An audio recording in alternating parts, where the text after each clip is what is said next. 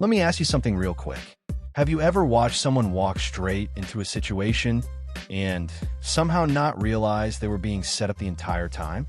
Because that's exactly what we're watching unfold right now. At the very start of 2026, hip-hop culture isn't just debating music anymore. It's debating who belongs, who doesn't, and who's been pretending this whole time. And nowhere is that clash more visible than in the ongoing chaos between Aiden Ross and Doechii. What started as a song turned into a cultural stress test. What started as trolling turned into exposure. And what Aiden thought was a moment may very well be the final nail in his credibility. Not just musically, but culturally. Because after Aiden Ross dropped his diss track Bacon, featuring none other than 6ix9ine, what followed wasn't clout. It wasn't respect. It wasn't even controversy in a useful way. It was a full-scale rejection. And the wild part? Doechii saw this coming long before the rest of us did. Before we go further, support me by liking this video and subscribing to this channel. It helps a lot. When Aiden Ross decided to release a diss track aimed at Doechii, he probably thought he was being bold. He probably thought he was shaking the table. Maybe even thought he was entering hip-hop. But what he actually did was expose just how disconnected he is from the culture he keeps trying to stand next to. Bacon isn't just bad. It's historically bad. The kind of bad that forces people who love music to question their life choices for even pressing play. The kind of bad that makes every terrible song you've ever heard suddenly feel tolerable. And as someone who actually covers music, having to sit through Aiden Ross and 6ix9ine rapping together felt like punishment. Emotional damage. Attacks on the ears. But jokes aside, this song didn't just flop sonically. It collapsed strategically. Because instead of embarrassing Doechii, it made Aiden look desperate, insecure, and wildly out of his depth. And the internet noticed immediately. Here's where things get interesting. Because while Aiden was yelling into a microphone, scrambling for attention, and standing next to controversy for validation, Doechii was doing the opposite. She was calm. She was smiling. She was posting online like someone who already knew how the story ended. If you've seen her reactions, or lack of reaction, you already understand the power imbalance here. She wasn't defensive. She wasn't angry. She wasn't explaining herself. She was trolling quietly, letting Aiden self-destruct in real time. And that's when it became clear. This wasn't accidental. This wasn't reactive. This was intentional. Doechii didn't just release Girl Get Up to make music. She released it knowing exactly who it would offend and what kind of response it would pull out of them. She baited the worst possible people, and they showed up exactly as expected. When you actually listen to Girl Get Up, especially knowing Doechii background, the strategy becomes obvious.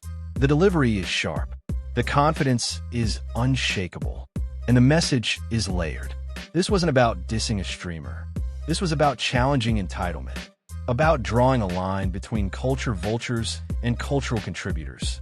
And remember, Doechii comes from TD. This is a camp that values intention, legacy, and precision.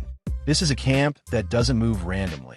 Add to that the fact that she opened for Kendrick Lamar on the GNX tour at the end of 2025, and suddenly everything clicks. She learned from the best. She studied how traps are set, and then she executed one flawlessly. Aiden Ross didn't fall into this by accident. He walked into it confidently. Let's talk about the lyrics for a second, because this is where any remaining defense falls apart. The way Aiden addressed Doechii wasn't edgy. It wasn't clever. It wasn't provocative in a meaningful way. It was gross. The language, the tone, the implications. It crossed from internet beef into something far uglier. And once people saw it clearly, the conversation shifted instantly. This stopped being about music opinions. This stopped being about taste. It became obvious that the hostility wasn't rooted in sound. It was rooted in resentment, entitlement, and something much deeper and darker. And once that door opened, people started revisiting everything Aiden has done over the years with a new lens. The result? His reputation somehow dropped lower than it already was. What followed was unprecedented. People weren't just criticizing the song. They were connecting dots. Old clips resurfaced. Patterns were recognized. Behaviors that once got laughed off were suddenly taken seriously. And for the first time, a large portion of the hip-hop audience wasn't ignoring Aiden Ross anymore. They were rejecting him.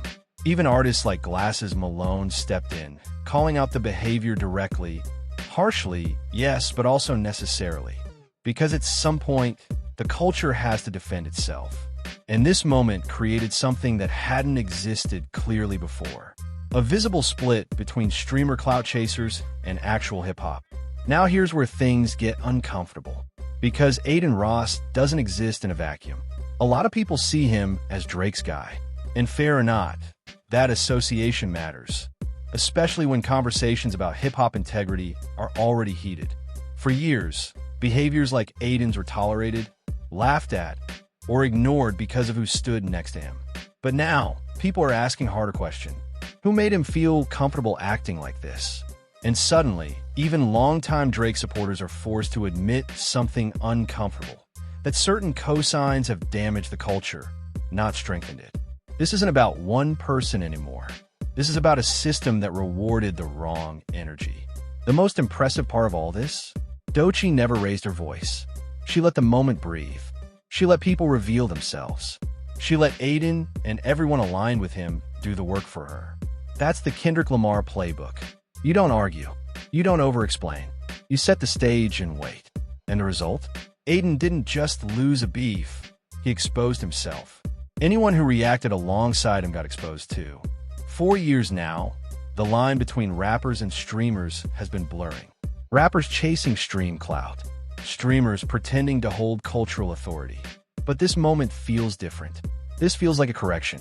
Because Doechii didn't just defend herself, she reminded everyone what hip-hop is and what it isn't. And in doing so, she embarrassed one of the biggest streamers in the world without even trying. That's power. Let's be clear about something. Doechii hasn't even dropped her debut album yet. And still, she's already carrying cultural weight that many established artists never reach. She dismantled a major streamer's image. She forced a conversation about values. She exposed clout dynamics in real time. That's not normal. That's stardom in motion. This moment didn't slow her down, it launched her forward. Hip-hop is over 50 years old, and like any culture that survives that long, it eventually demands standards again. Gatekeeping isn't about exclusion, it's about protection. And what Doechii did was draw one of the clearest lines we've seen in years. You cannot be pro-hip-hop and pro-Aiden Ross at the same time.